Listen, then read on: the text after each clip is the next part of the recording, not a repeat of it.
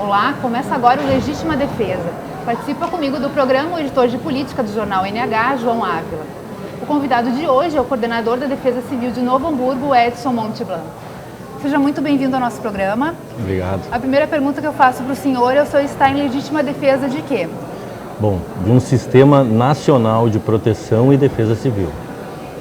Edson, seguidamente Novo Hamburgo tem enfrentado, não só Novo Hamburgo, mas o Rio Grande do Sul tem enfrentado chuvas históricas e os problemas se repetem, né? Com alagamentos, com deslizamentos, inclusive até provocando vítimas. Sim. O que tem acontecido para levar a esse tipo de situação? Bom, como o senhor falou agora, né, nós temos muitas chuvas, né? Está acontecendo muitas chuvas, né? Nunca se teve na história uma quantidade de precipitação pluviométrica como está tendo agora, né? E com relação aos alagamentos, é propício, né? Essa quantidade de chuva. Nós estamos num vale, né, onde existem muitos arroios, onde existe um rio, né, que corta a cidade. Então isso potencializa o problema. E de que forma a Defesa Civil de Novo Hamburgo, em específico, se prepara para poder, primeiro, nesse momento agora, remediar, né?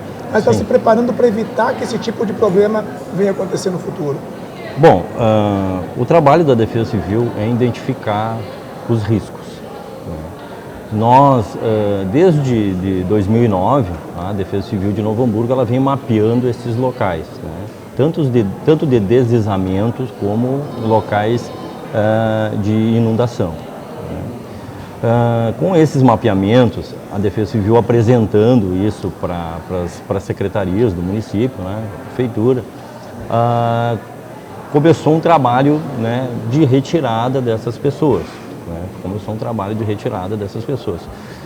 Numa área que nós temos lá no Quefas, né, na parte norte do município, nós tiramos em torno de 250 famílias, né, que foram para o condomínio do Boa Saúde. Isso quando, essa retirada dessas famílias? Desde 2011 começou esse processo, né? Desde 2011. Agora, referente, já que o senhor falou no Quefas, tem também o problema lá da Vila Dil, né, na encosta da rua Colin com a Jorge Schuri. As famílias também foram, e não era uma área ocupada, é uma área adquirida ao longo do tempo, com famílias que moram ali há praticamente 6 décadas. Na chuva de 2011, tem esse conhecimento de que um laudo já havia colocado uma espécie de condenação daquela área. Por que essas famílias continuaram lá? Ali naquela área ali não houve apontamento em 2011. Tá? O que houve apontamento em 2011 do CPRM, que é um órgão federal, ele apontou algumas áreas do Quefas, Dil, Redentora. Esta área agora ali da Jorge Schuri, Guilherme Colling e Arthur Momberger não estava apontada como área de risco. Até porque é uma área baixa, né? Ela é próxima à encosta, né? Mas as moradias elas não estão na encosta, Mas assim, a gente está conversando com algumas famílias que moram ali, e uma das famílias nos relatou isso nesta sexta-feira, de que naquela chuvarada de 2011, parte do morro chegou a ceder. Inclusive, eles dizem que tem árvores que estavam num determinado ponto e estão em outro, hoje continuam em pé, porque houve a movimentação do solo. A Defesa Civil não foi notificada disso na época? Não, assim, uma área mais acima, que nós chamávamos de Pica-Pau, foi o que aconteceu esse episódio, tá? E ali foram retiradas famílias. Hoje não existe mais ninguém naquela área ali. A área que nós estamos, que agora nós interditamos a Jorge Schuri nesta parte, é uma área mais abaixo. As árvores, elas cederam nesta parte de cima, onde era esta Vila Pica-Pau, onde foi retirada todas as pessoas. Inclusive, há 60 dias atrás, numa área mais à frente, nós retiramos 12 famílias. Coordenador, mas existe algum estudo de solo daquela área para a gente saber qual é a formação daquele solo e se há risco de acontecer novamente isso? Em 2011 foi apontado pelo CPRM, foi feito um estudo, uma geologia, né? E agora, o ano passado, o CEPED, que é vinculado com a URBS, né? Eles começaram um estudo e estão nos entregando agora um novo estudo, áreas de vulnerabilidade da cidade. Eles estão nos entregando agora, nos próximos dias, aí eles estão nos entregando esse trabalho. E a partir desse estudo, vocês pretendem ter medidas preventivas exatamente para aquela área ali? Com certeza. Inclusive amanhã o CEPED está mandando um geólogo para nós, para nos ajudar no levantamento desse local ali específico da Jorge Schuri. Né? Porque a gente, na verdade, nós não sabemos o porquê realmente que aconteceu aquilo. Porque nós temos um engenheiro na Defesa Civil, né? O engenheiro Eleodoro, que nos acompanha, né? Nos auxilia nas questões de instabilidade de prédios, né? De edificações e algumas partes de terrenos. Né? Ali nessa área da DIL também, esses moradores dali, eles já criaram uma página do Facebook, que é Deslizamento na DIL, Sim. onde eles estão trocando informações e estão se relatando. E um vídeo que eles postaram essa semana mostra uma situação de um bueiro, onde tem um cano que desce até um bueiro, há um buraco Sim. e não tem o encanamento para escoar, ou seja, ele é simplesmente uma caixa coletora de água. Esse tipo de engenharia não poderia estar facilitando para que a água penetre no solo e provoque? Na verdade, o que foi feito ali, foi feito umas canaletas, tá? Do início da Jorge Schuri até o final, e foi feita essa caixa coletora que sim existe um cano. Com esse movimento que houve ali, nós acreditamos que houve a ruptura. Né?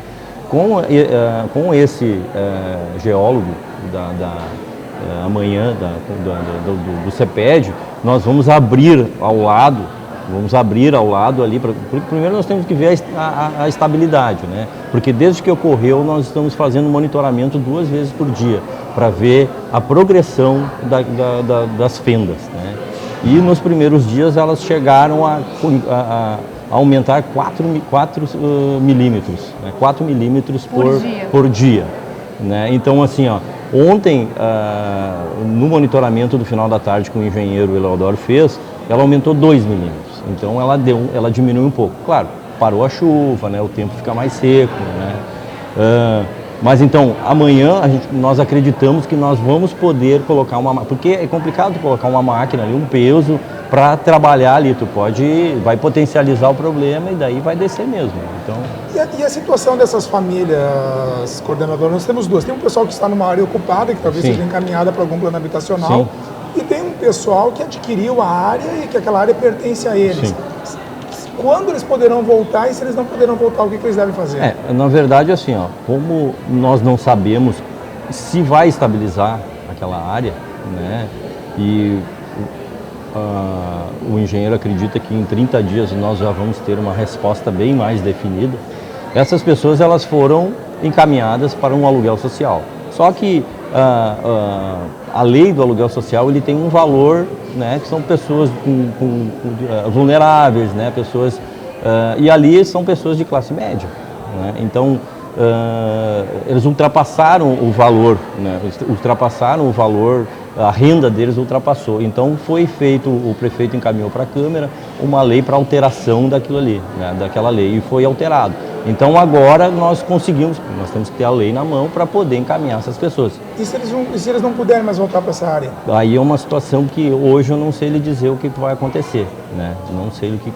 Porque hoje... é uma situação atípica, né? Porque o que a gente tem, a área ocupada, digamos, se a área é ocupada irregularmente, nós encaminhamos para um aluguel social, a pessoa vai com um plano habitacional, né? Está resolvido o problema. Agora ali é uma outra situação, né? São pessoas de classe média, as residências são melhores, né? Então são regularizadas. Mas o que a gente acredita que possa ser feito é uma barganha de terra, né? Pode ser feita uma barganha, né? Daí isso vai depender, né, do depois, né? Hoje o que a gente se preocupa, principalmente a Defesa Civil, é a questão da segurança das pessoas. Né? Então... Sobre essa área ainda, vocês tiraram só as pessoas que moram no terreno e não removeram do outro lado da rua. E se houver, digamos que vem uma chuva e vem um deslizamento, não corre o risco de atravessar a rua e pegar as outras casas? É que, na verdade, algumas casas ali foram retiradas até preventivamente, porque o local onde o risco estava iminente era até um ponto. E nós ampliamos um pouco, tá? Justamente por causa disso. Né? Então, se acontecer de vir abaixo aquilo, né, possivelmente não vai nem atingir aquelas casas ali da Guilherme Colin, né? Tem umas casas da Guilherme Colin. Daí tem essas casas do outro lado, então essas casas ali não vão ser atingidas. Coordenador, mas quem teve que sair de casa, existe então a possibilidade de não poder retornar mais? Existe, claro, existe. Tá certo. Muito obrigada pela sua participação aqui. Chegamos ao fim do Legítima Defesa. Semana que vem estaremos de volta com mais um entrevistado. Até lá!